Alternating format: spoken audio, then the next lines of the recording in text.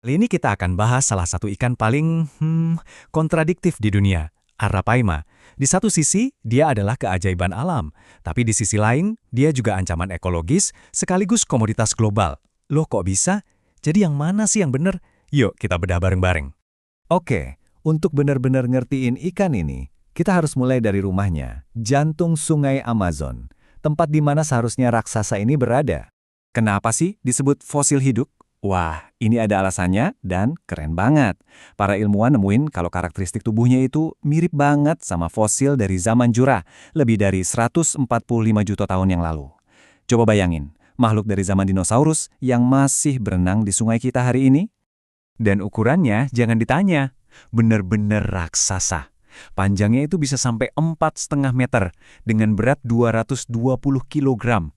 Sebagai predator paling atas di Amazon, dia juga punya perlindungan super.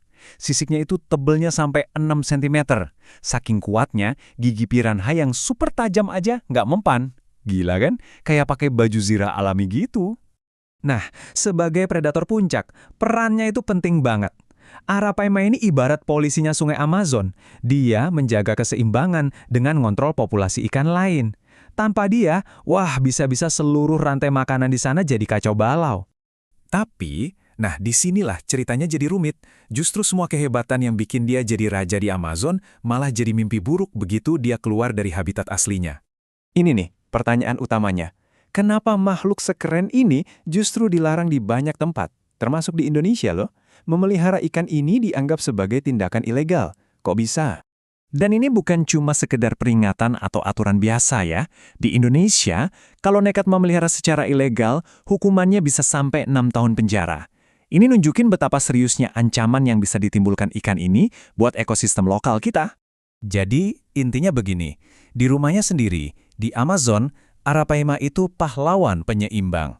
Tapi begitu dia lepas di perairan asing, dia berubah jadi penjahat. Dia bisa ngabisin ikan-ikan asli, menang telak dalam kompetisi cari makan, dan akhirnya ngerusak ekosistem yang udah ada. Keajaiban di satu tempat, jadi ancaman di tempat lain.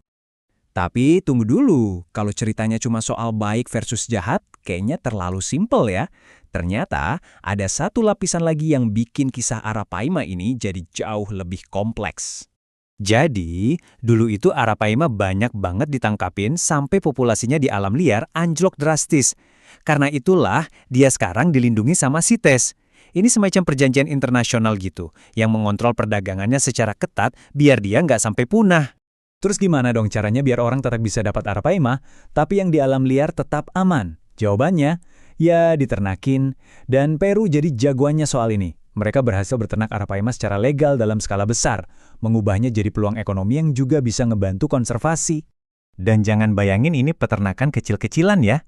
Skalanya itu masif, gede banget. Di satu wilayah aja, kayak Ucayali, ada ratusan izin budidaya. Ini bukti kalau Arapaima udah jadi industri yang sangat serius dan komoditas yang super berharga. Oke, sekarang pertanyaannya, ikan-ikan hasil ternak ini dijual kemana aja sih? Karena perjalanannya jauh banget loh, dari peternakan di Peru sampai ke seluruh penjuru dunia. Nah, ini dia yang bikin kaget. Coba lihat datanya deh. Hampir 80% dari Arapaima yang diekspor Peru itu bentuknya ikan hidup, bukan dagingnya buat dimakan. Artinya apa? Pasar perbesarnya itu untuk perdagangan ikan hias eksotis para kolektor di seluruh dunia.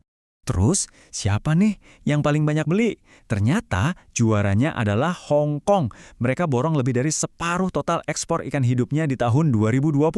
Diikuti sama Amerika Serikat dan negara-negara Asia lainnya.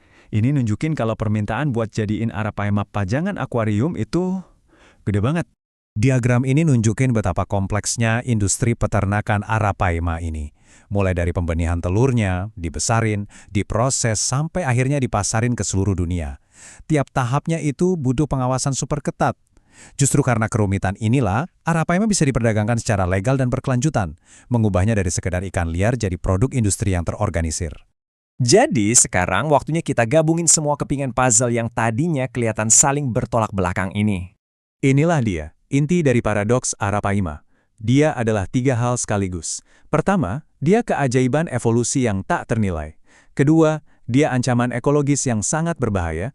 Dan ketiga, dia komoditas ekonomi yang sangat berharga. Tiga identitas ini kayaknya nggak mungkin ada di satu makhluk yang sama. Tapi, ya inilah kenyataannya.